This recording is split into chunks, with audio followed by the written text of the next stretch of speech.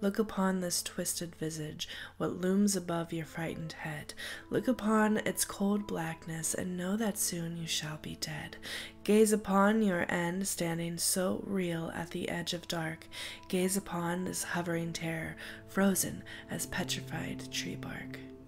But before I have my way with your very flesh and your very soul, I shall make you privy to why some take delight in this morbid goal. I shall spin a yarn of weal and of woe, then by tale's end you shall reflect and you shall know. So listen well in the moments before your flesh and the spirit are melded to mine. Escape is impossible. I am already within you. I am the very tingle in your spine. I shall loom closer to you as my tale progresses, to view the terror in your eyes, drinking in that sumptuous fear that will so teasingly appetize. So now that my table is set and my meal simmers in its pot, prepare for generous seasoning of agony and of rot. Here it comes as promised, my delicate and delectable dish, the tale to tenderize your meat as per this devourer's wish. Once, ages ago, there was a small and frightened child who was tortured and beaten. He curled himself in the corner of a lonely little shack with no food to be eaten. He begged his papa to stop hurting his mama, but this only added his beating to the family's drama. He silently longed for a sunnier life, while the drunken farmer mercilessly struck his child and wife. One day the boy could take his horror no more, listening as his father called mother a good-for-nothing whore.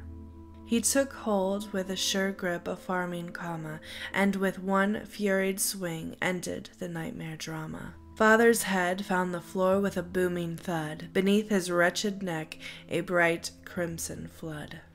At last it seemed that mother and child had been set free, but fate is much crueler than this and will show no sympathy. Mama struggled for 7 long months, plus child and minus wedlock. No village man would have them for fear of son's chopping block. Things had become worse for son and widowed wife, till mother could take no more and ended sorrow with a knife. Now on his own, a sapling with only 8 rings of bark, he found himself weeping in the cold and unmerciful dark. Papa 7 full moons gone, Mama dead at his feet, his toes soaking in her sorrowful and pathetic defeat. Child moved from house to house, seeking comfort and security, but was turned away each time for his perceived impurity. Searching for a pair of warm arms to cradle him in their embrace, but finding naught but cruel hatred and rejection in its place. Rejected from the world of men, boy turned thief to slake hungry belly, snatching whatever he could, rice, sweet cake, even tasty jam and jelly. Boy grew quite skillful at his quick-handed ability, until one day he finagled fruit from the wrong facility.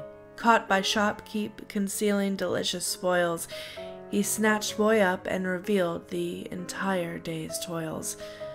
Shopkeep after shopkeep gathered to find that their stores had been hit. They delivered unto a boy a punishment that left him minus a pinky digit. 12 rings grown, sapling became the awkward ascension to mighty oak, but with no guiding words to teach him, he felt it nature's cruel joke. Frustration and anger were growing within, blacker and darker inside the boy with no kin. Now a man, the boy was struck by a nagging sort of feeling. Men forgot their ills in company of women, and he desired this healing. Until that point, he'd only consorted with himself in alleys and corners of dark, so he knew not how to approach the fairer sex to be touched by their soothing mark. He realized that the streetwalkers and brothel girls would be his best bet, so he pilfered some money, mustered up his courage, and to his task was set. He went out to find the loveliest whore his ill-gotten gains could commission. It would only be for the company of one night, but he had made his decision. He was stricken when he discovered such a flawless body-house beauty. He thought she would flirt and call to him, "Hi there, little cutie." He clenched his coins between his fingers and offered them graciously. She looked upon him and smiled, but she hardly greeted him flirtatiously. A great laughter was heard from all surrounding merchandise and buyers. She would only have wealthy and handsome men and fill their desires. She was cruel. She mentioned his homely appearance and stunted growth. She tore him down harshly as she spat her ridiculous whore's oath. The young man fled away, weeping and humiliated, dropping his coins. But this was not finished yet, for she would, like it or not, pleasure his loins. This high-end slab of flesh thought herself too elegant to serve to lower clientele, but she would know the warmth of his touch, be it soft like heaven or hard like hell. Boy waited till the streets turned black beneath night's hand. He snatched her from behind, dragging by hair's strand. He pulled her, kicking and screaming, to an abandoned shack. He took many pleasures with her flesh. Before her neck he began to hack. He sawed and scissored every single strand of her being. Oh, what fun he had! It felt so good and freeing.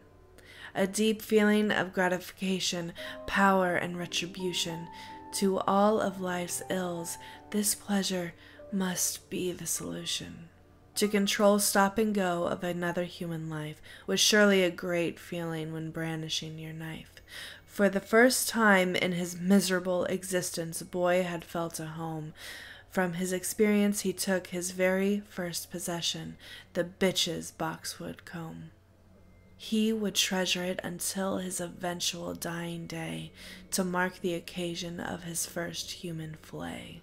He began cutting the sorry flesh of the whores with his knives, then escalated to greater games with the village men's wives. He would carve, cleave, and rip a long trail of slaughter, many girls skinned until the rich merchant's daughter. After she turned missing from her loving father's eyes, he would cover the land terrain with many scouts and spies.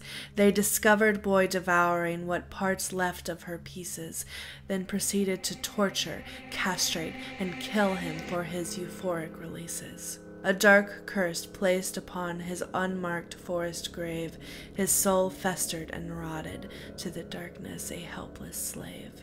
He arose from the dead with dark convictions anew. He's feasted upon flesh through the ages until this day he met you. So that is the tragic tale of what looms before thee. That sad, lonely, and pathetic soul was none other than me. Now our eyes are but an inch and a half apart. I can taste your delicious fear and feel the pounding of your heart. See my mouth open wider and welcome you within. Oh, what delights we will enjoy as I feed once again.